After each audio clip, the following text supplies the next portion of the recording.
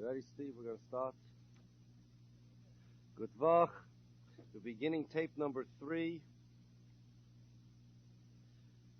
Sefer Derech Hashem of the Ramchal. We're holding in Ois Beis. We're continuing Babayre Yizbarach Shemai information about Hashem. Oid Tzarech Sheyeda. We also need to know Shehamotzui Hazeh Yizbarach Shemai. This being, this God, Eina mitas mitziyusoi museges zulosoi klal. Nobody can conceptualize him. Nobody can understand God. V'rak zeh noidaboy. We only know one thing about him. Shehu motzui sholem b'chol minei shleimus. He is complete and perfect in all types of perfection. V'loi nimtza boy chesaron klal, and he has no imperfections whatsoever. Now this includes no limitations. This includes no definitions. It includes no boundaries whatsoever. Now let's speak about this for a moment. The Ramchal is saying that HaKadosh Baruch Hu is complete. We know that. It says in Chazal, Hoyul hu nister b'tzad ha-hasaga she'enoi musig b'riya gemura al kein hu shayrish v'ikir ha'amuna v'zeu tzadik v'amunasa yichya. HaKadosh Baruch Hu cannot be understood by anybody through human conception. And that's where we need Amunah. We discussed last week and 2 weeks ago the difference between Amunah, faith, and Yediyah, knowledge. Where we need Amunah is in areas that our knowledge cannot reach, and that is not in understanding that Hashem does exist, but rather understanding what Hashem is. Now, the Chovos Halvavos and the Rambam have a very important principle for us on this topic. The Rambam writes that we know absolutely nothing about Hashem. It means not only do we not know about the totality of Hashem, what type of being, so to speak, Hashem is, but we know nothing even about the details of Hashem. Anything you'll say about Hashem is probably not going to be true. If you say Hashem is strong, or maybe you'll even say Hashem is the strongest one there is. So it's apikursus. To say Hashem is Hashem is strong, or that Hashem is the strongest one there is, means that Hashem has strength. What is strength? Strength means the ability to overcome resistance. The difference between a person that can lift 200 pounds and a person that can lift 400 pounds is that the person that can lift 400 pounds can overcome more resistance. A person that can jump higher than another person is a person that can overcome gravity better. Strength means the ability to overcome resistance. There is no resistance to Hashem. In space, when you throw something, when there's no gravity, it makes no difference if you're throwing something that weighs 100 pounds or throwing something that weighs 2 pounds. It flies equally well, because there's no resistance. To HaKadosh Baruch Hu, there is no resistance in the world. And not only is there no resistance, but there is no other source of strength either. When we say Hashem is the strongest one there is, that implies that there are other sources of strength in the world. Just Hashem possesses a quantitatively greater measure of strength than anything else. That's a lie. There is no other strength in the world besides Hashem. To state that Hashem is quantitatively greater or bigger or faster or stronger than any of his creations or than anything in the world is to imply a similarity between Hashem and the creations, and that's just not true. When we say Hashem is a gibor, it does not mean that Hashem has strength in the sense that we understand strength. When we say Hashem exists, it doesn't mean that he exists in the sense that we understand existence, and we'll explain this in a moment. The word strength, gevura, or chesed, or racha, or rachum, or chanun, mercy, or merciful, when we apply it to Hashem, is nothing but a homonym to the word mercy, or to the word strength, or to the word even in existence, when we apply it to anything else in the world. The Rambam says, and he was actually preceded by the Chovos Halvavos, but everybody quotes this in the name of the Rambam, that when we say Hashem is strong, when we say anything about Hashem, these attributes that we assign to Hashem are not positive attributes. They are not toyarim chiyuviyim, but rather toyarim shliliyim. They're negative attributes. Meaning, we have no idea what Hashem is, but we do have an idea what Hashem is not. We know that Hashem is not physical. We know that Hashem is not weak. We know that Hashem is not cruel. We know that Hashem is not non-existent. And so, says the Rambam, when we say that Hashem is strong, that He's Gibor, we don't mean that He possesses strength. Rather, we mean that He is not weak. Strong in regard to Hashem, when we apply it to Hashem, only means the negation of the opposite. We mean Hashem is not weak. When we say Hashem exists, we mean that Hashem is not non-existent. When we say that Hashem is merciful, we just mean that Hashem is not cruel. Consider it as if somebody had a sixth sense. He was able to comprehend things with a different sense, something not one of the five that we know of. Obviously, he would not be able to explain it to us, because if you don't experience a sense, you can't understand it. You won't be able to explain to somebody who was blind all their life the difference between blue and red, or even the difference between light and dark. If somebody hasn't experienced a sense, he cannot understand it. You can't explain to somebody that never tasted the difference between sour and sweet what it is. And so, if there would be a sixth sense, it would not be explicable to us. But what we would know about the sixth sense is that it doesn't involve sight, it doesn't involve hearing, doesn't involve sound, it doesn't involve taste, it doesn't involve touch, feeling, and it doesn't involve smell. What it is, we don't know, but we know what it's not. Same thing about Hashem. If you want to explain to a blind person what it is like to see, you can't explain it to him, but you can remove any misconception he may have. You could say, look, this sense, this sight that we have, it doesn't involve hearing, it doesn't involve sound or touch or feel, taste or smell. At least we could remove any misconception. The most that we could understand about Hashem is to remove misconceptions. We understand what Hashem is not. By process of elimination, we come closer and closer not to understanding what God is, but we go further and further from misunderstanding Him. And that's the most we can accomplish in this world. All we know is what God is not. God is not like anything in this world. It's like a sixth sense, as a mashal, something we will never comprehend, but the best we can hope for is that we do not make a mistake and think that it belongs to one of the first five.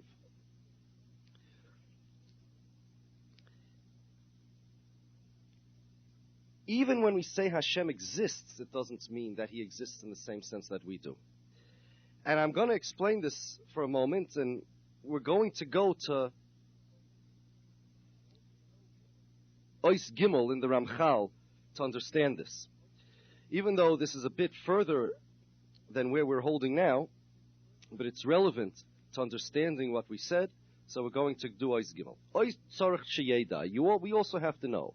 Shamatzui hazeh yizbarach shemoy. Hine mitziyusoi mitzias muchrach. She efsher he odroi klal. Hashem's existence is a forced existence. It's an existence that must be. Not like our existence. We happen to exist. Theoretically, we could have not existed. Happens to be we exist. If we wouldn't exist, would that be a problem? If any individual in this world wouldn't be here, wouldn't be a problem. We happen to exist. God doesn't happen to exist, meaning He could have not existed, but we could prove His existence. That's not true. And God's not existing is an oxymoron. God existing is redundant. God, by definition, has to exist. A non-existent God, there's no such thing. The whole phrase is meaningless, just gibberish. And the reason for this is as follows. Every effect in the world has to have a cause. There's nothing in this world that happens without a cause. Everything has a reason why it happened. Even if you throw the dice and the dice lands on the number 6, there was a cause. It involved the force with which the die was thrown, the angle at which it landed, the material that it bounced on, and so on and so forth. There's a reason. It doesn't have to be a planned, designed reason, but there's a reason for everything that happens in this world. So now we have a philosophical question. If there's a cause for everything that happens in this world, that means the causes also have to have a cause. And the causes of the causes have to have a cause. Now, where does it start, asks the Rambam. You can't have an infinite amount of causes going backwards into time. That's absurd. It's absurd for numerous reasons that we'll explain later. But right now, suffice it to say that an infinite amount of anything in real life doesn't exist. You can't have an infinite quantity of anything. Not an infinite quantity of grains of sand, not an infinite quantity of moments in time. We live in a finite world. You can have a theoretical set of an infinite amount of numbers, but you cannot have an infinite quantity of anything in real life. And you can't have an infinite amount of time, an infinite amount of causes, a regression of causes going back into time. There's no such thing. So there had to be a first cause, and that's God. But what this means is that God has no cause. I mean, God exists without a cause. Nothing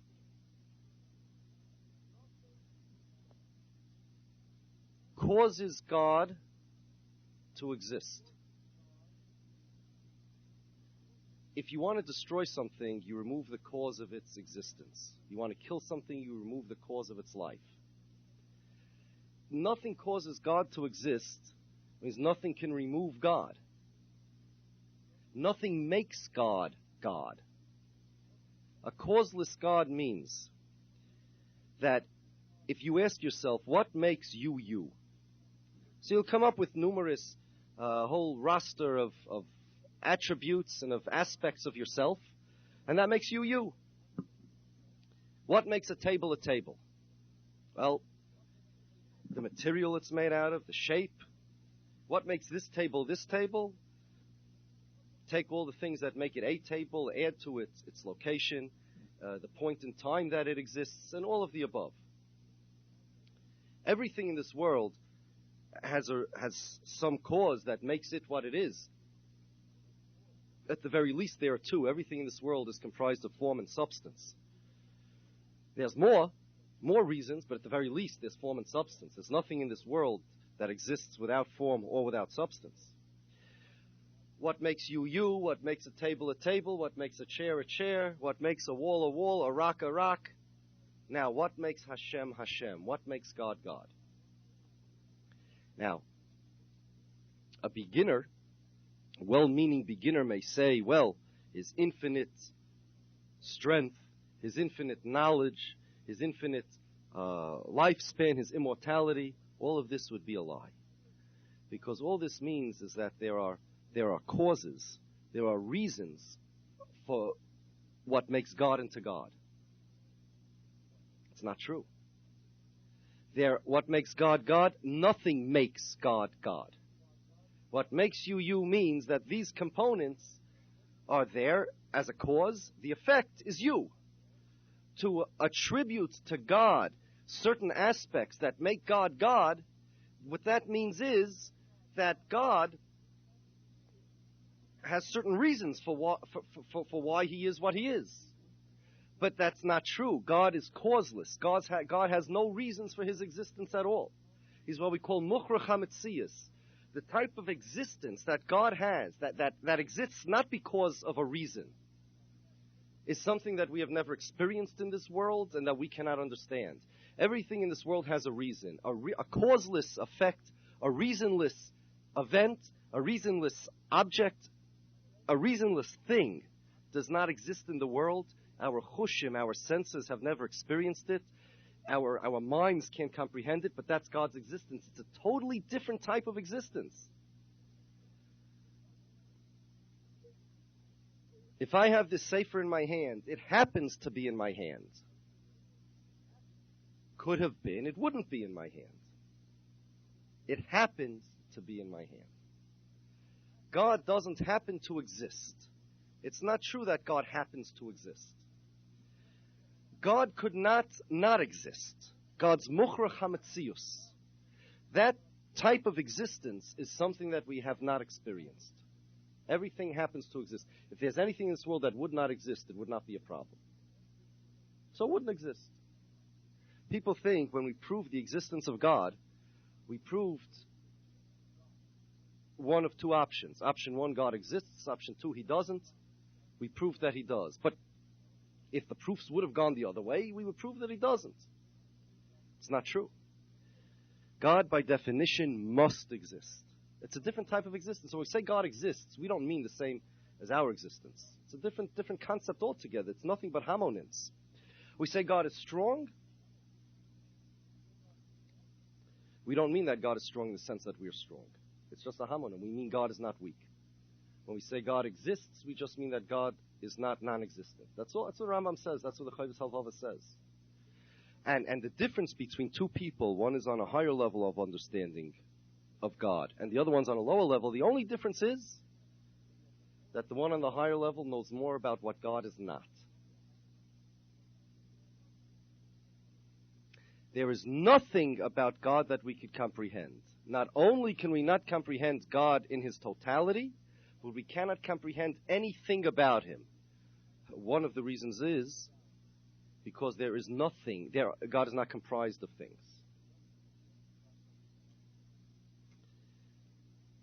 Now the Ralbag has a kasha on this.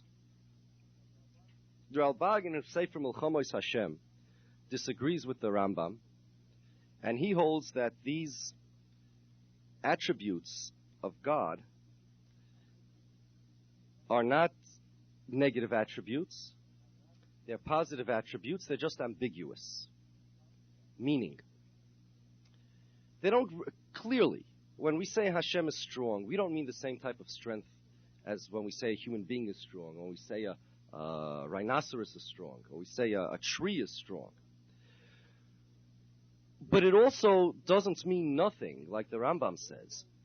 He says, like, for instance, if you see a statue of a man, and you point to the hand on the statue and say, that's a hand. So you don't really mean it's literally a hand. You mean it's similar like a hand. When we say that Hashem is strong, and a human being is strong, there is a similarity in terms. They don't mean the same thing.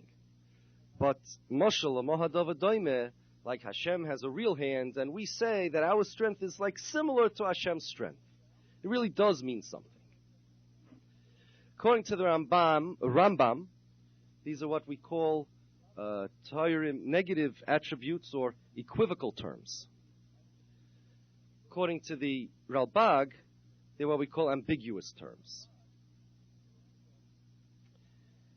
And the Ralbag has a kasha on the Rambam. He says, I don't understand. According to the Rambam, you may as well say, first of all, that God has two heads. And I say, I don't mean he has two heads. I just mean he doesn't have three. You may as well say God has a body. I don't mean God has a body. I just mean that he's not a ghost. You may as well say that God has a nose, has one nose. I don't mean he has one nose. He just doesn't have two. So you can say anything about God. Why are we limiting it to only specific things? And secondly, he says, when we speak about God being perfect, like the Ramchal said, he's sholem b'chol minei shleimus. How do you know what perfection is? Maybe weakness is a perfection. If you don't know anything about God, how do you know what weakness is to say that God doesn't have weakness? The answer is, clearly, and the Rambam says it himself, in Moreh Nevuchim, that we see what's considered perfection in us, or what's considered weakness in us, and we project that perfection on God. Or we project that lack of weakness on God, or the lack of what we perceive as a weakness on God. So says the Ralbag, you're out of business, Rambam. because you want to tell me that God is perfect, then you're going to tell me that he doesn't have imperfections. And you're going to tell me, how do you know what an imperfection is? The benchmark that you're going to use, the gauge that you're going to use is human imperfection. So then it's not true anymore that that the titles that we give God are just homonyms and they're meaningless, undefined terms, things that we don't understand or comprehend or know about. It's not true. There has to be some kind of connection. I'm not saying Chas v'Sholom, says the Ralbag, that it's similar, there's any similarity between God and his creatures, but there has to be more than just homonyms. Homonyms is like pear of fruit and pear meaning two. One has mamish nothing to do with the other. If that's true, then all you're doing is playing word games when you say God isn't weak. God is perfect. What's perfection? Perfection is, mercy is perfection. We want to say God isn't cruel. That's very nice. But if you're not going to say that God has any connection to this perfection, then you're not saying anything. So I want to answer the Ralbag's kasha. We're going to answer it. And here's a question. When we say that God is wise, God is knowledgeable, God knows things, according to the Rambam, it just means that God is not ignorant. And we're assuming that knowledge is a perfection in people, and the Ralbag is saying that therefore it ought to be a perfection in God. Lack of knowledge is an imperfection in people, and lack of knowledge would be an imperfection in God. Certainly his knowledge is not the same quality as our knowledge. It's not the same type of knowledge, but there is some positive attribute that we refer to as knowledge. So I have a question. It is true that knowledge is a perfection. Would knowledge be a perfection in somebody who's totally not ignorant? If somebody is not ignorant, would he need knowledge? Would knowledge be considered a perfection? Your body has the ability to heal. That's considered a perfection in you, right? Somebody who doesn't have the ability to be hurt, to him, the ability to heal is not a perfection. It's superfluous. It's useless. Somebody who is not weak, somebody against whom no resistance can be mustered, strength is not a perfection. You don't need it because you're not weak. Somebody who's not ignorant doesn't need knowledge because knowledge is just meant to overcome ignorance the same way strength is meant to overcome resistance, to overcome weakness. So while it's true that we attribute all perfections to God, but we have to attribute them on the contrary. Not merely do we attribute them based on the benchmark, the gauge of what's considered a perfection in a human being, but also under the circumstances that it would be a perfection in a human being. And if a human being, even the Ralbag is moide, even if he's going to say that Gevura, strength, God is strong, means some actual positive thing, has some actual meaning, the Ralbag is moide that God is also not ignorant. Those are two separate things. But once you say that God is not ignorant, then why does he need to be knowledgeable? So with the Rambam is miyushiv now. Because the Rambam says that we don't attribute anything to God, even things that we consider perfections in ourselves, because God doesn't need any of our perfections. It's like saying we have the ability to heal. Tell me, does God have the ability to heal? That's a perfection. The answer is no. What does he need it for? What does God need the clotting factor? What does God need it for? He can't get hurt. So what does God need strength for? God needs the ability to pick up 400 pounds, or 400 pounds of resistance he can overcome. What is God?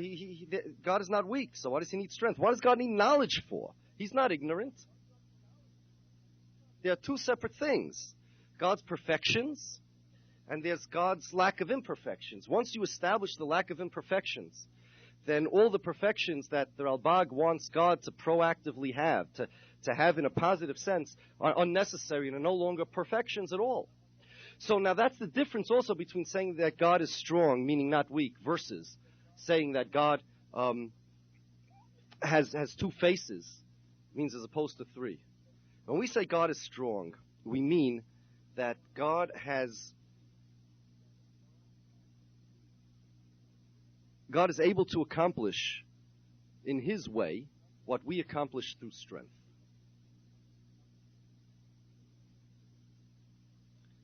What we accomplish through strength, meaning the ability to do something, God accomplishes in His way. The only thing is that God doesn't really need strength to do things because He's not weak. We're weak, so we need strength. If we said that we have the ability to heal, God doesn't need it. And if we said that God has the ability to heal, it wouldn't really be true. So that's what the Rambam is saying. When you say God is strong, it's also not really true. But it does mean something. It means God is not weak, therefore He doesn't need strength. According to the Rambam, bottom line, Bekitzer, God is strong means He doesn't need strength. God is wise, meaning He doesn't need wisdom. God is knowledgeable, meaning God does not need knowledge. God is Rachum, meaning God does not need mercy. God exists, meaning He does not need existence. He can exist without what we understand existence to be. He can do things without strength. He can know things without knowledge. So when we say that God is a Gibor, God is Yochel, God is Motzui, we do mean something. We mean that God does not need these attributes. That's what the Rambam means. The Rambam means that God does not need any of these. And it's not the same as saying that, well, God has a body. He's just really not a ghost. Because having a body is not a perfection over being a ghost. Having two faces is not a perfection over having none. What perfection are you attributing to God? When we say God is strong, the perfection is God does not need strength. We need tools. When we say that, well, you can go from place to place. You can access things. So God can also access things. Well, of course He can. That's a perfection to be able to access things, places and people and times. God doesn't need a car to do it. And when we say God is strong, it means He does not need strength. It's as simple as that. But to know about Hashem, even His existence is not really our existence. It's two different types of things.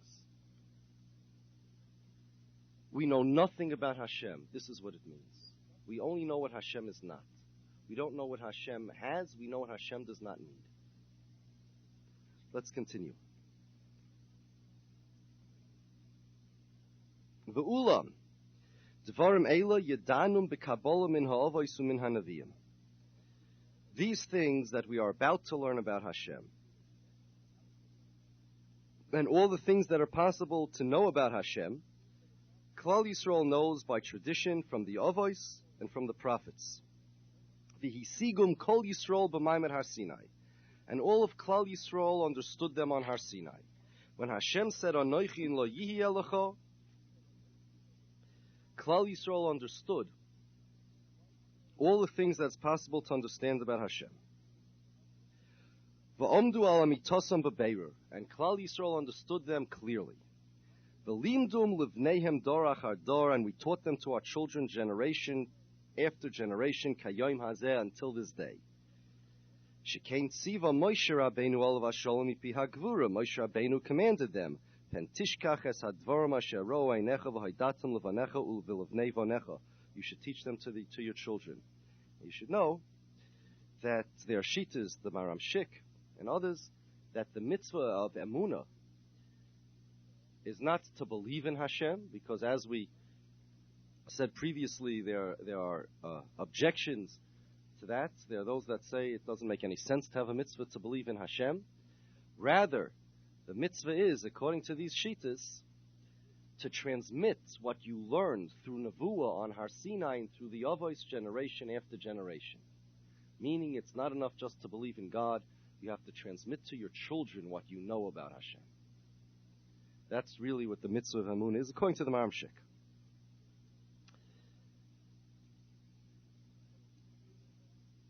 The Maram Shik holds, the Maram Shik has a parish on Tayag mitzvahs.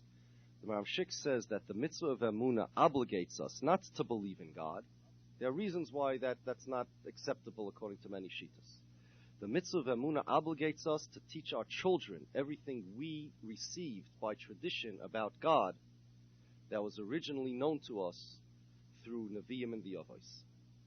We have traditions about Hashem that even if somebody believes in God, they won't know all these traditions. Some of them we've been discussing here. Yes, the average person in the street, he believes in God, that's fine, but all of these things about Hashem, he doesn't know. It's a mitzvah to give over this emunah to our children. When Klal Yisrael understood it on Har Sinai, they understood it. It obviously wasn't a mitzvah. God gave it to them as a gift. The mitzvah was for them to teach that to their children and all the generations to teach it to the future generations. Omnom. Gam mitzar hachakira. V'moifsim halimudiyim ye'omsu kol ha'inyonim ha'eleh. We can also prove these things about God. V'yuchach hayoisam kain, mikoyach hanimtsois, u'masigehem asher anachnu royim be'einenu. We could prove these things about God through what we know about the world, vaya al pi chochmas hateva, hahandosa, hatechuna, v'shara chochmas. Through science, through philosophy, through logic, we could prove these things about God. Shemehem tilokachno hakdomois amitiyos. We're going to take first principles from these sciences, asher yivoled mehen beiru ha'inyonim ha'amitim ha'ela, that we really could arrive at these conclusions therefrom. V'omnom, however, lo narech ata bazeh, we're not going to spend much time on that. Ela natzia hakdomois lamitam u'nesader hadvar mal buryam kefi ha'mesoyer shebiyadenu v'ha'mafursam b'chol u'masenu. We're just going to explain what our traditions are and what this information about Hashem is. We're not going to spend time on proofs. Now this is a reiteration of what it says in most Svarim. The Smag, when he discusses the mitzvah of Emunah, he says the same thing, that we can really prove it, but we don't really have a need to prove it. It's not much of a need, because Klal Yisrael all believe in God anyway. It's just a question of what our traditions are, what we are committed to believe. We're all committed. It's just a question of what we're committed to believe. Now, truth is, we live in a generation, unfortunately, where there's a big need for this. People are so confused. But clearly, we're going to go into it just a bit. Clearly, any objective human being cannot come to any other conclusion besides that there is a HaKadosh Baruch Hu, and He is all the things that we are saying about Him. First, there are two types of proofs. There's the philosophical proofs, and there's the simple mathematical proofs. Let's start with the mathematical. This comes from the Chayvus Halvavis, and other places too, but he is most famous for it. Everything in this world is one of two things. It's either intelligence or accident. Everything in this world is here either by accident, it's set up this way, it exists this way, it is this way either by accident or by design. There's no third alternative. It's either accident or not accident. Not accident means on purpose, by design, right? Now, the world either came by accident or it came by design. If it came by design, that means it had a designer. If it came by accident, that means it did not necessarily have a designer. Question, could the world have come by accident? Well, the answer is, well, you decide for yourself. Let's see what we know about the world. If a person would go to the moon and he would find a spoon on the moon, what would his conclusion be? Somebody was here before me. What if it wasn't a spoon? What if it was a camcorder? He'd say, oh my gosh, I thought I was the first person on the moon. But obviously somebody was here first. Or if not somebody threw this out into space and it landed here. But would the person say that this camcorder came there by accident?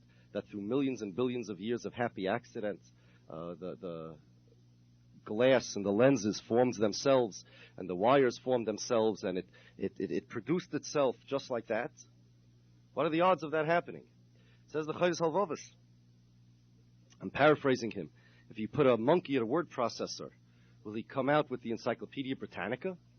Will he come out with even one legible sentence? What are the odds? If you want, I'll tell you. I'll tell you what the odds are. But that he should come out with the Encyclopedia Britannica is absurd. You know, in a court of law, if you were on a jury, And it was a murder trial. And they said that they found the defendant's fingerprints on the murder victim's throat. And there are 10 witnesses that saw him strangle this man. Had no alibi, nothing. You'd find them guilty, right? He comes up and he says, you know what, witnesses can lie. And fingerprints? I want to tell you something about fingerprints. There is no scientific reason why two people can't have the same fingerprints. How could my thumb, when I'm born, know everybody else's fingerprints to avoid duplicating anybody? Makes no sense. Rather, the odds, there are so many possible different designs that a person can have on their fingers that the odds of two people having the same fingerprints are so low that we consider it proven beyond a shadow of a doubt, or beyond a reasonable doubt. Same idea. The odds of a human eye coming by accident are so much lower than the odds of 10 people having the same fingerprints. You want to know a little about the human eye? Here's how it works. I have a camcorder. We know how a camcorder works, more or less. Light comes into your eye. First step is that there are these color sensors that fine-tune the color contrast and detail your vision. You know how many of these cone sensors there are? 7 million. 7 million of them. They're in your eye. They're all needed. They fine-tune the color. Maybe there's not enough light for these 7 million cone sensors to work. So then there are these backup black and white sensors in your eye. You know, like when you're in a real dark room, you can't really see colors. You can still see black and white. There are different sensors that do that. How many of that? There are 127 million of these cone sensors, these black and white sensors. In the meantime, there's some optic nerve in your eye.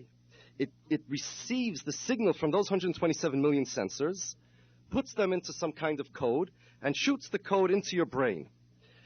And it can't happen all at once. I mean, it's only a mechanism. How fast can this go? Per second, how many impulses get shot into your brain, coded by these 127 million sensors? Per second, 1 billion. 1 billion impulses per second go into your brain. Now, at the same time, simultaneously, when all this is happening, this black part of your eye, the pupil of your eye, it monitors how much light is coming in, how much light is not coming in. It gets bigger, it gets smaller. It maintains maximum image sharpness. There are all sorts of other mechanisms that are able to clarify the image.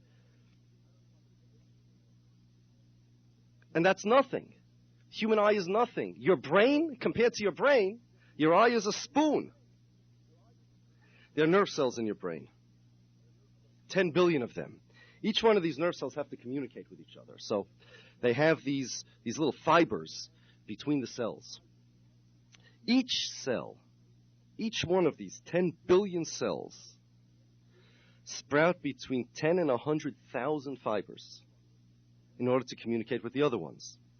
If you take the total amount of these connections in the human brain, they are 1 quadrillion.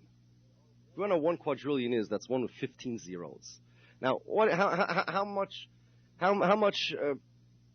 connections do you think that is? Like, what is that number, 1 with 15 zeros? Think you can win the lottery on the odds of 1 quadrillion? If you want to know what 1 quadrillion is, take like 1 million square miles of land. It's about half of the whole United States. Fill the entire 1 million square miles with a forest. Thick forest. Every square mile has 10,000 trees. Okay. Each tree will have 100,000 leaves. 10,000 trees per square mile. 1 million square miles. And on each tree there's 100,000 leaves. The total number of leaves in that forest would approximately equal the amount of connections in the human brain. You understand what this is? Now, this was either accident or intelligence, one of the two. There is no third alternative. If a person would find a camcorder on the moon, he would surely recognize the fact that somebody created it. The odds of this happening are beyond zero. It's like literally saying, you see the Gans Shas with the Gemara, Rashi, and Toysus and the Meforshim in the back, and say it accidentally came because somebody spilled some ink on a paper. But no, it didn't happen once. There are billions of years for this ink to spill on the paper. You put a monkey in a word processor and came up with Gans Shas. Makes absolutely no sense. Every cell in your body, besides numerous other things, it needs protein molecules. Millions of protein molecules in each cell. Now, what are the odds of even one of these protein molecules? Now, we're talking about the brain. We're talking about connections. One protein molecule. What are the odds of one protein molecule coming by accident? Well, here's how it works. If you take, and this is coming not from the Chovos HaLevavos, this is from the scientists themselves. If you take a quantity of matter, amount of matter that equals to everything in the universe, the entire universe, shake it up and down trillions of times every second, it would take not 10 years to produce one protein molecule, simpler than any we know, but rather 10 to the power of 243 billion years. I mean, it'll never happen. It'll never happen. By accident, it can't happen. You ask an atheist. Atheist, I want to ask you something. You have a stomach, right? You eat meat, beef, hard meat, or maybe deer meat, right? Venison, real tough, thick stuff. You eat it, the acids in your stomach dissolve it right away. Sometimes a little more than right away, it takes a little more time. The acids in your stomach dissolve it. What's preventing the acids in your stomach from dissolving your stomach? Your stomach is only made out of meat, nothing else. So he'll tell you, well, what do you mean? There's a lining that the stomach has that immunizes the rest of the stomach from the acids. If there's a little chas v'sholom puncture in the lining, that's an ulcer. Now, as the human body was developing through millions and billions and trillions of years, which came first, the stomach or the lining? The acid or the lining? Which came first? How many millions of years would human beings survive before the lining in their stomach developed evolutionarily, if there is such a word? It's a pity that it even has a root. A poisonous snake. Why doesn't a poisonous snake poison itself? You know, poisonous snakes, they inject poison into people, and the people die. Well, the poisonous snakes have poison injected into themselves. Why don't they die? Well, they have a sac that prevents the poison from entering their system. Which came first, the poison or the sac? How did the snake know how to create this sac? By accident it came, or somebody told it? Hey, ever see a Venus flytrap? When I was a Bach in Yeshiva, we had a Venus flytrap. I don't tell you who owned it. He's a Rebbe today. But he owned a Venus flytrap, and it was very good until on Purim he fed the Venus flytrap some wine, and that was the end. It was Yotzad Lo Yod, I never woke up. But this Venus flytrap is an amazing thing. It sits there. It looks like a big open mouth with these big teeth. And inside the Venus flytrap, there's a little piece of nectar that's bait. And it knows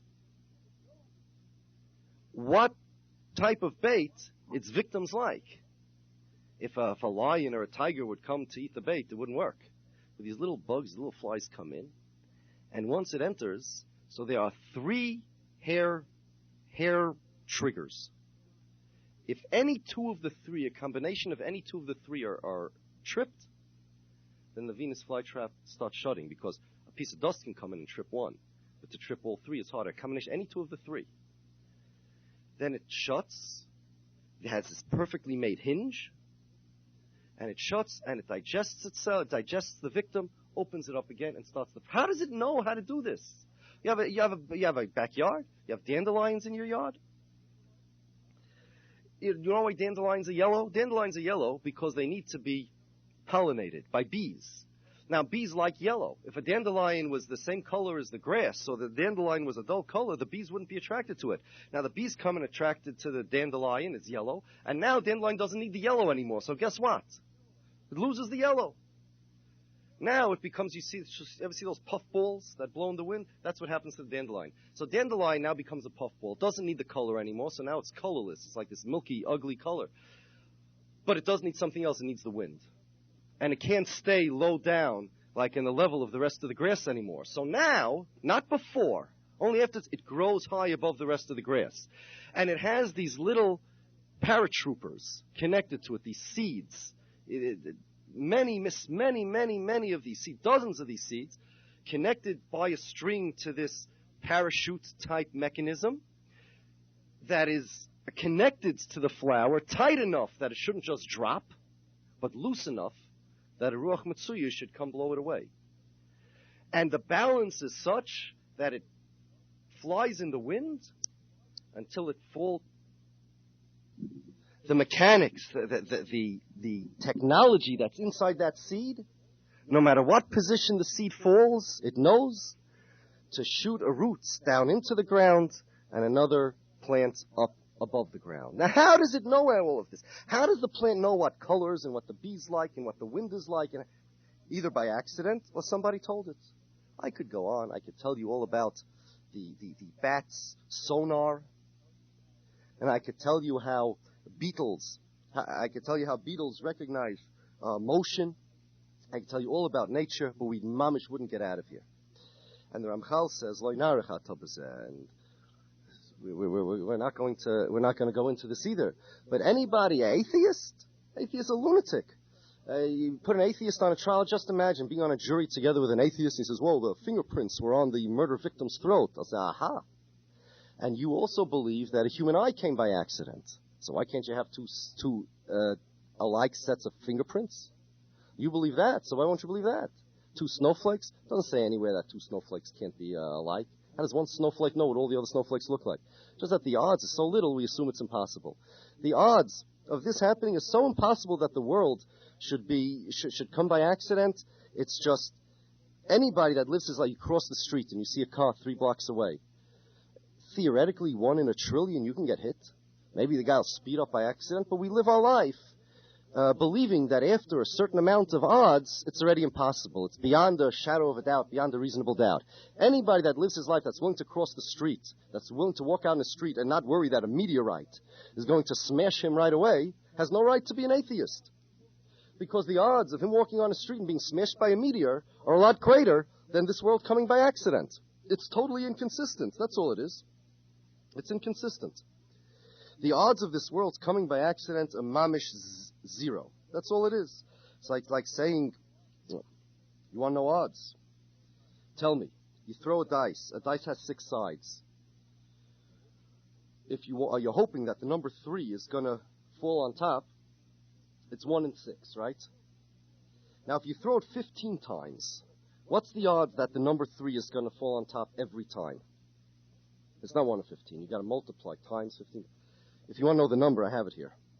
It's 1 in 470 billion, 904,984,576. Now, if you have one cell that has not 6 sides, not 15 parts, but millions and millions and millions of characteristics, each one of them have to be precisely made. It's like imagine taking a pair of dice that have not 6 sides, but thousands and hundreds of thousands of sides, and throwing them and betting on the odds that they will always come up for years and years and centuries, throw after throw, precisely in the right position. What kind of lunatic is going to? Those are proofs from nature. Then we have the philosophical proofs. As we said, all effects have to have causes. There's no such thing in the world as an effect without a cause, which means that there had to be a prime cause, as the Chovos HaLevavos points out, and I promised I would explain this later, well, now is later, that the world could not have existed forever. It's not possible to have an infinite progression of time that already took place before we are here today, because if that's true, we would never be here today.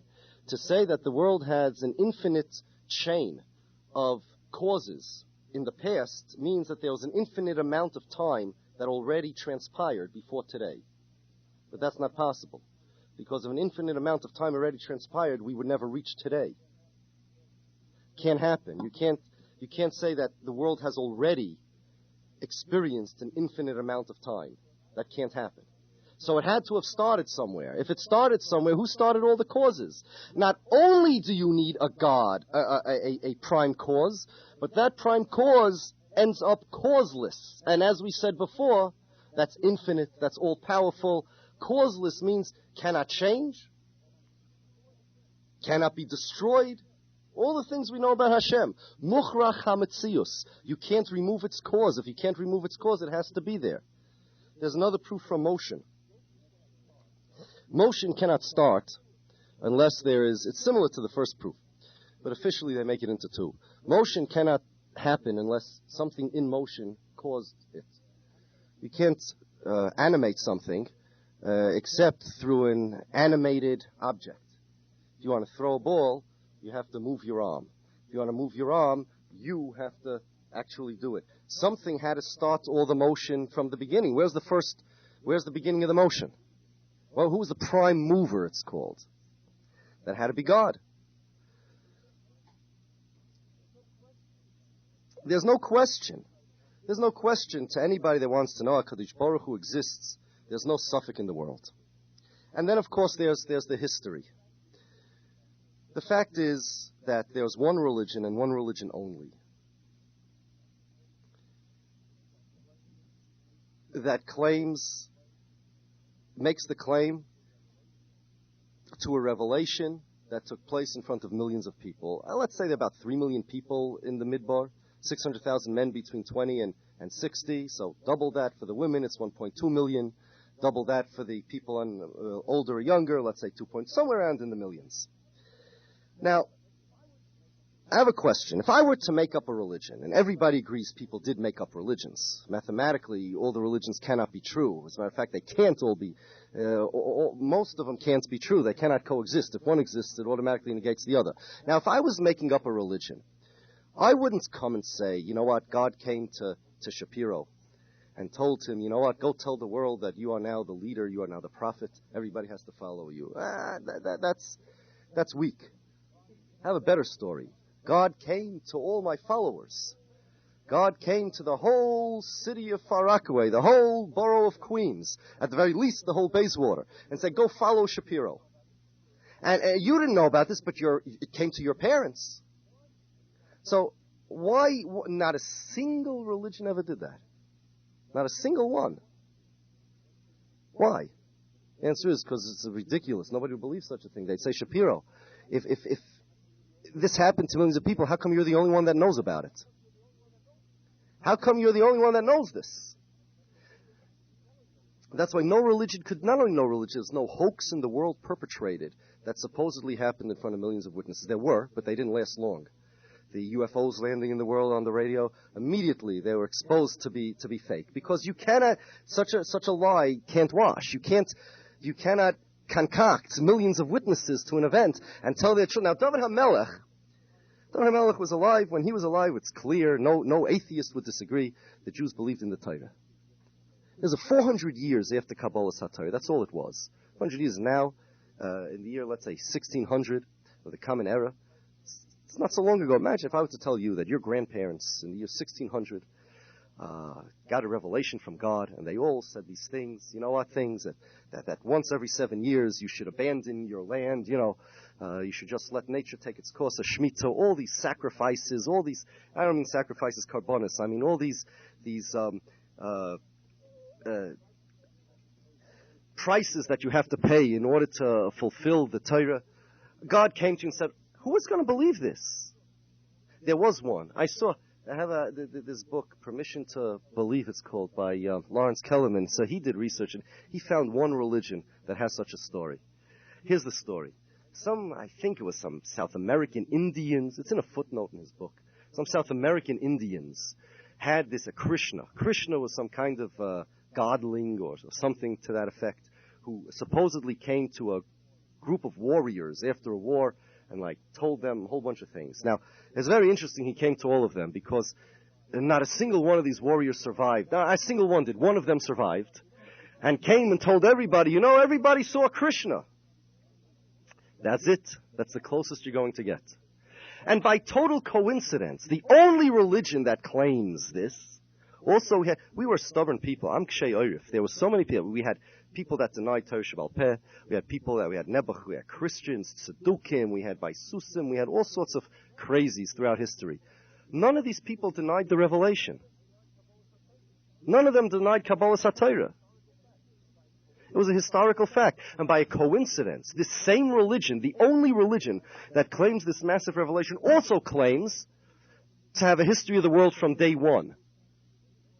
These religions, the Buddhism, they don't claim to know what happened from the beginning of the world. We do. Imagine, we say the world's 5,700 some odd years old. That's terrifying. It's a blink of an eye. Imagine. If a few thousand years ago, when we said the world is just a couple thousand years old, somebody would find some kind of civilization with a history of 10,000 years, be up the creek. But guess what? All the world is known. All the historical records are known. The furthest going back in history, let's say the Egyptians, about 4,000 years, and it takes about 1,000 or so years to start a civilization that big. Guess what? By coincidence, it works. By coincidence, that exact same religion also made scientific claims thousands of years ago without any way of knowing it. It's a Mishnah, a Masechta Nida, that everybody knows. A fish has two signs of kashrus. There's the scales and the fins. But the Mishnah says that there is no fish in the world that has scales that doesn't also have fins. Fins without scales there are. Catfish, eels even. But scales without fins, there's no such fish. So if you see a fillet with scales, with the skin, you can assume the fish had fins, and you're allowed to eat it. It's kosher. Now, when they said it was a few thousand years ago, it's in a Mishnah. Nobody denies that. Now, since then, they discovered all sorts of crazy types of fish. There are fish that fish that eat people. There are fish that live so deep in the water there's no light, so they carry their own flashlights hanging on their own foreheads. There are fish that all sorts of crazy. Not a single fish was discovered that has scales without fins. These commitments that we made to the age of the world, to scientific facts, this was, by coincidence, it's the same religion that claims the revelation. There's no suffix for any objective human being as to what the reality is. This plus the philosophical proofs, it's clear. All that's left for us to know is what our tradition was by Kabbalah HaTorah regarding HaKadosh Baruch Hu. Now, at this time, we're going to take questions. First questions on the topic. If there are no questions, we'll go further. If there are, we'll take the questions, and then questions on anything. Anybody have any questions?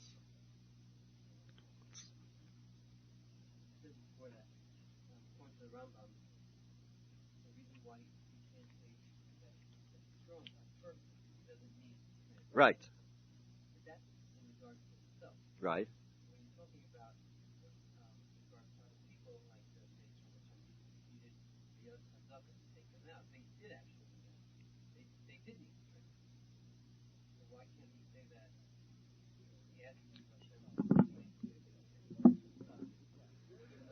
We can. Here's a question. When we say that Hashem is strong, even though Hashem himself doesn't need strength, but the result of Hashem's actions are strong.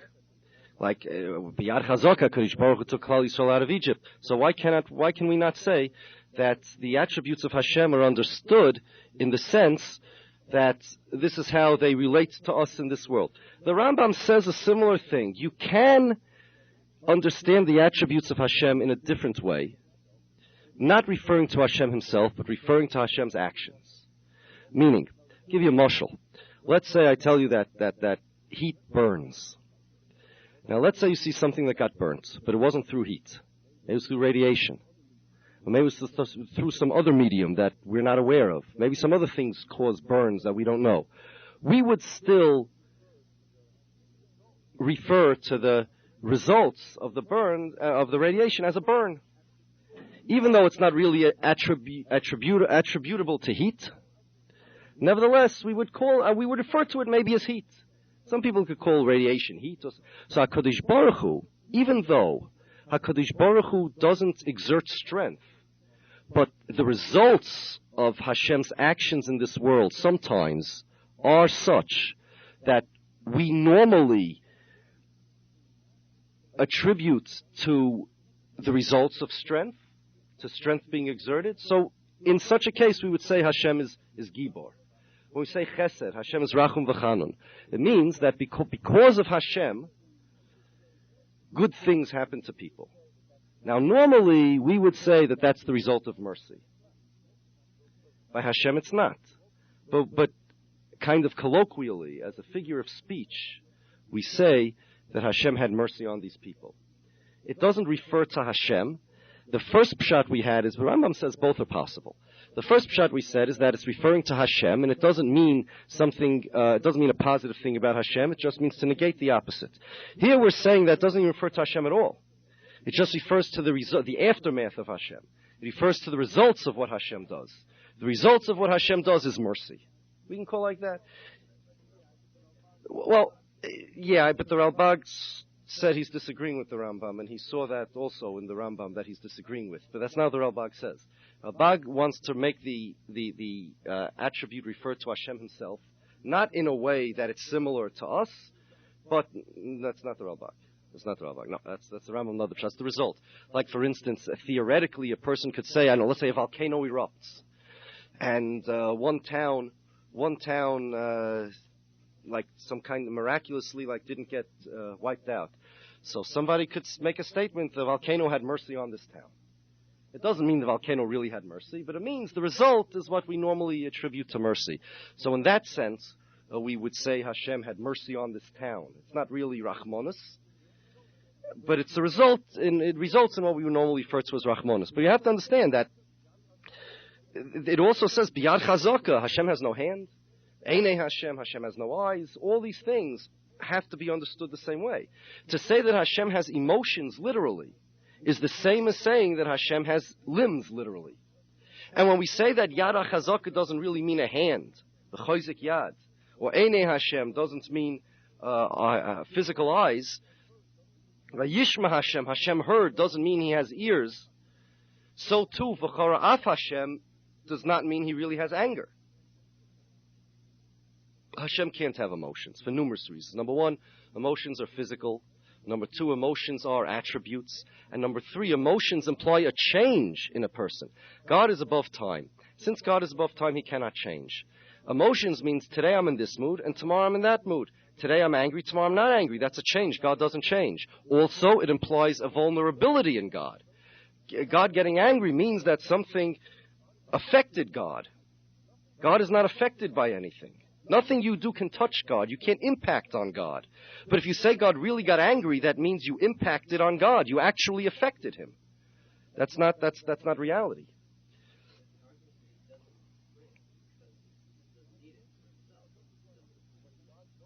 No, it doesn't apply to others, but when God does things, he doesn't do it through the medium of strength. He doesn't need the medium of strength. The results look like strength. No, but it's not saying anything about God. It's not anything. It's not an attribute. Maybe it has nothing to do with it. It has nothing to do with what we call strength. It's a totally different definition. Why are we calling it strength even? Only because it results in the same thing, but it may not be the same thing. The Ralbag is talking about what it is.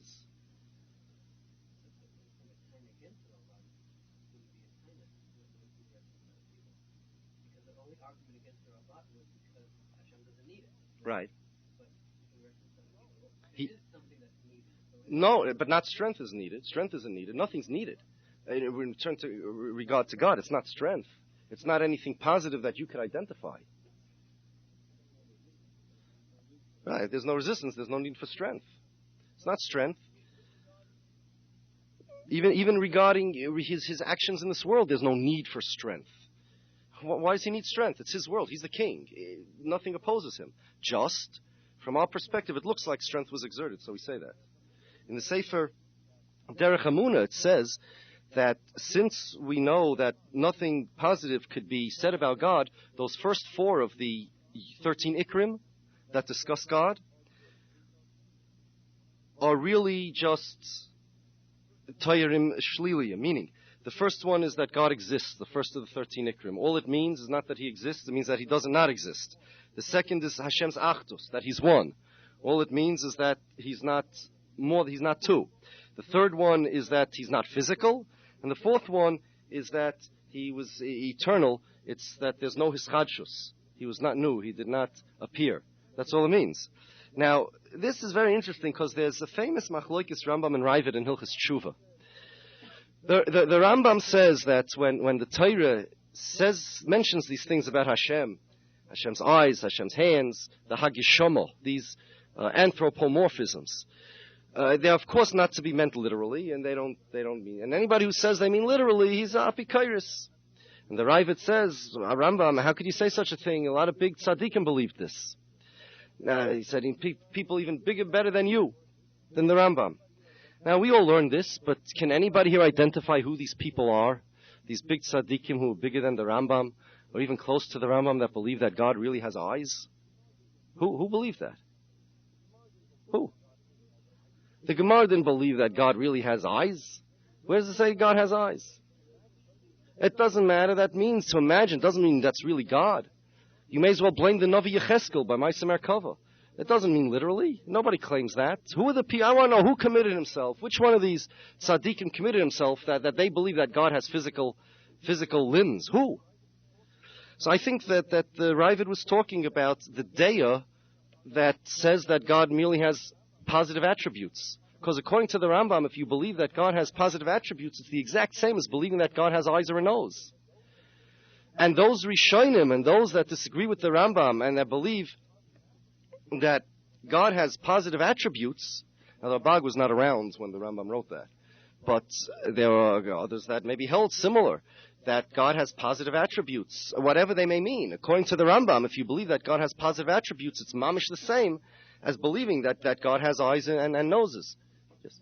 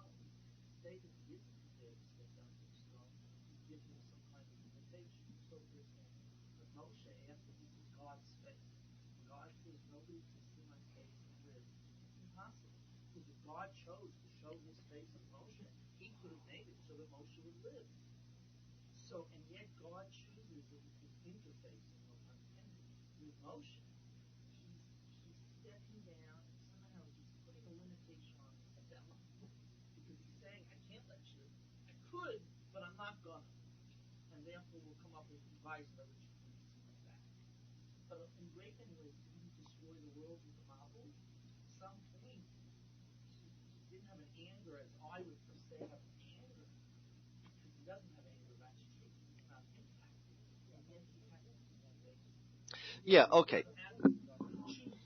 Right, no, there's no question God interfaces with the world, even though he's so far removed from it. In fact, that's the theme of the, what we say in the morning, Adonai Olam.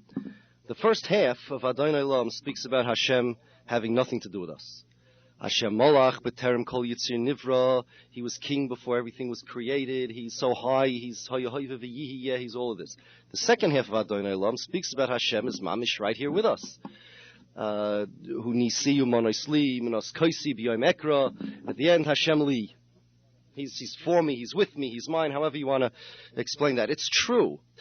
But the question is, he interfaces with the world and he does things in the world through a system. And as you mentioned, one of the components of the system is lo yireni adam v'choy.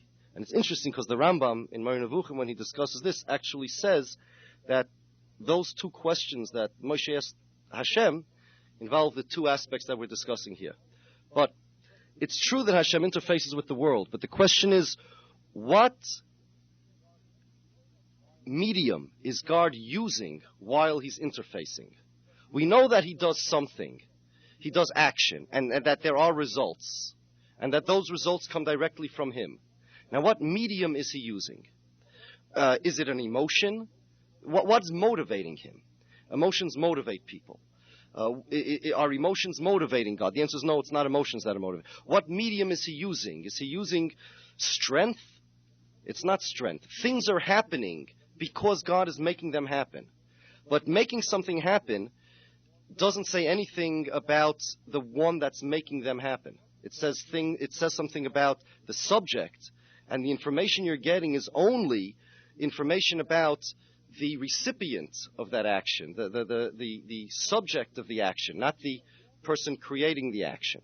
So all these things that you're saying are true, but all it does is give us information about the world. It doesn't give us a drop of information about God.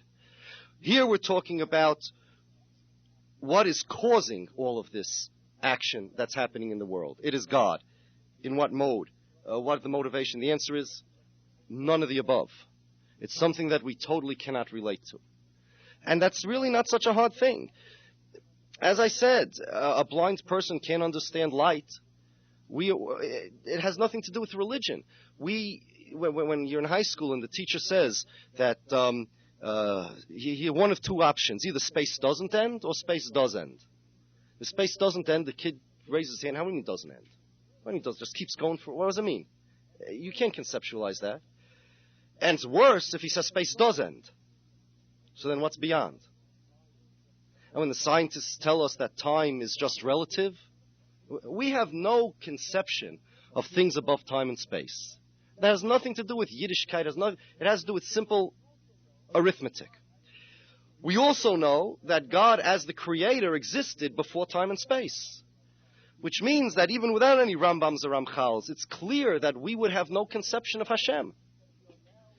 The only thing is that we are now clarifying for ourselves what that means. We have no conception of Hashem means literally no conception. We should not fool ourselves into thinking that we do. The Rambam says this is very important because if somebody has the wrong conception of Hashem, it's just like you're believing in the wrong God. You know the story of Nachman Breslev in the Misnagdim? Rav Nachman, how does he explain the Misnagdim? There's such chashuv yidden, they're against you. Rav Nachman said, me, the Misnagdim, they have nothing against me. They have something against that person who they think I am. And he deserves it. Isn't that me? And similarly, the Rambam says that if a guy believes that God has emotions, God is not a kuloi poshut, that all these things about God he believes differently, he doesn't believe in God. He believes in some imaginary creation of his own mind that he calls God, but it's not God. He says, Amoshel, if I tell you, a guy asks you, what's an elephant? And you tell him an elephant has 3 wings, flies in the sky, swims in the sea. An elephant has a face like a human being, talks like a baby. You wouldn't say that such a person has a primitive understanding of an elephant. He just doesn't know what an elephant is. So too, if you believe the wrong things about God, you don't believe in God. You're worshiping idols. You're believing totem poles. That's what the Rambam means, I would imagine, when in Hilchas Tshuva. He's not talking about somebody who believes that God has actual nose with nostrils. There were no people that really believed that. I mean, idol worshippers, nobody who the Ravid is. Who could the Ravid be talking about? He must mean that these machloikesin that the Rambam is having with other Rishonim regarding positive attributes, negative attributes, that the Rambam equates. He says it's mamish the same thing. You say God has positive attributes, saying that God has limbs. So that's what the Rambam is referring to. And there the Ravid can say, what are you talking about? The Rishonim that held like that. You know, who are we talking about over here? But to say that means that somebody really believed that God, who on record, who's the Ravid referring to? The tzaddikim, that God has a nose? I mean, they throw him out. Yeah.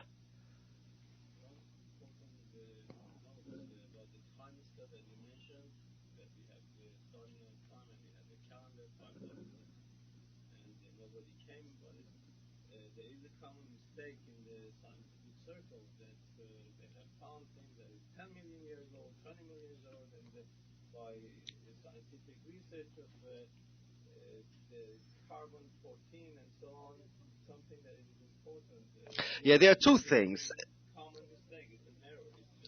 Right. There are two things. The question is, what about the scientists that have certain dating methods that they claim to have found items, primarily organic items, that are much more than 5,763 years old? Well, there's two answers. Answer number one is that these things in general are faulty. They're faulty. And they're based on assumptions. But there's something else. Let's say we were alive during the Sheshis Yimei Bereshis, and we wanted to see how old the world is. And a debate ensues. I say the world is 6 days, it's 5 days. Some scientist says it's really 10 million years and whatever. And then some scientists figures out that a tree, every year of its existence, gains another ring around its trunk.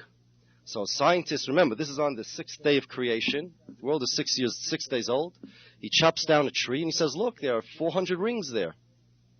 That's proof the world's 400 years old. So what's wrong with that logic? The answer is the world is 400 years old, but it was created 6 days ago. When God created the world, he created it aged. How long does it take the light of the sun, of the stars, to reach Earth? The light was already there. How long does it take trees to grow? How old was Adam Harisha in Shemu Shamayim? If somebody saw he wasn't born an embryo, he wasn't a baby, he wasn't 1 day old. Adam Harisha was born an adult. So let some scientists take some DNA from Adam and figure out that it takes 40 years to reach this level. He'll come out, the world is 40 years old. When the world was created, we already had these insects that live in corroded, degenerated trees. We had the old degenerating trees. We had light, we had stars, we had everything. How old is the world? Maybe the world is 10 million years old, 10 billion years old. I don't know. All I know is it was created 5,763 years ago. How aged is it?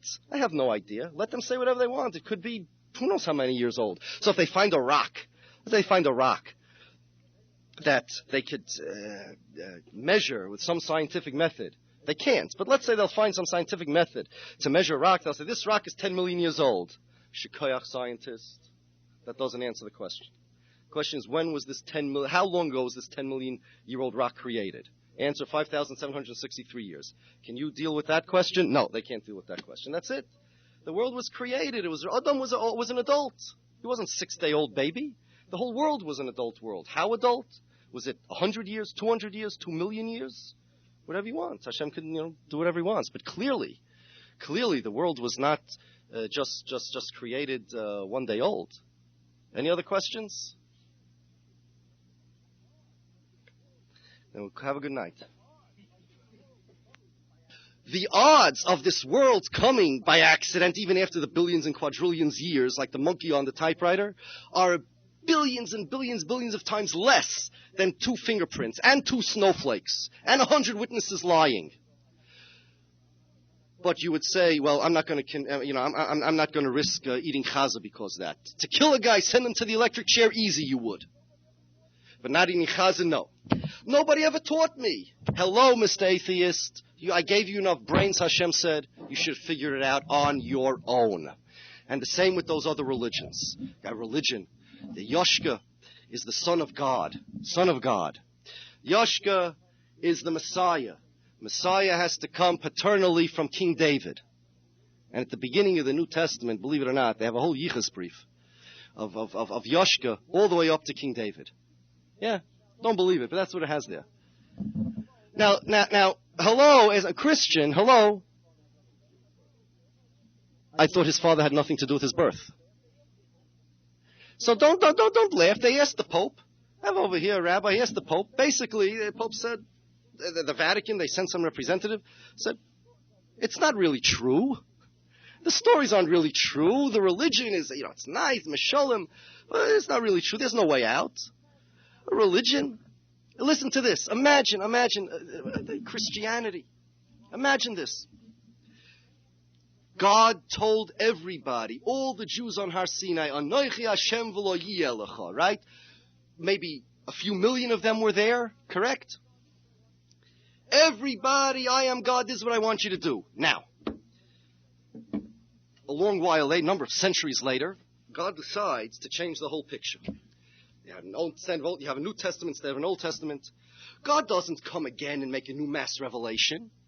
Instead, God sends an angel to whisper into the ear of this guy Joseph, right, this supposed grandson of David HaMelech who had nothing to do with his son's birth, and said, your wife, your pregnant wife came back. It's really, it's from Hashem and this, and he's going to be Yoshka. Now Yoshka comes out and says to the world, whoever follows this Old Testament that God told everybody to follow, he's going to burn, and you have to follow me. Imagine a guy in China. God, how am I supposed to know? You told Yoshka, you didn't tell me. God didn't even tell Yoshka. It never says once that God spoke to Yoshka. Yoshka never even claimed to be speak to God. But you gave the whole world a mass revelation. it's such an evil God. Listen. And then you whisper in the ear of one person, shh, everybody who listens to me, they're going to burn. You know the truth now. There's no way you can communicate it to the whole world. Does that make any sense? The whole religion doesn't make any sense. So a guy's going to come, well, God, I was a Christian and I believed in Yoshka and everything, and it's not going to fly. Everybody has a moral obligation to be honest with themselves, and this is very dishonest, and that's the answer to these people. How could we fault them for not learning?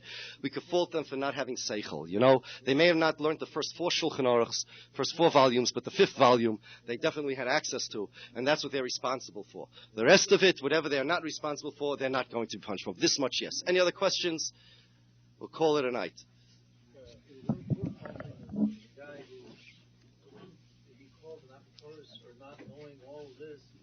Guy who goes to shul 3 times a day and who has a munah, and he was a good Jew in all his life, and because he's not aware that whatever it is, he's not encouraged, he believes in the wrong way, and I don't know. Okay.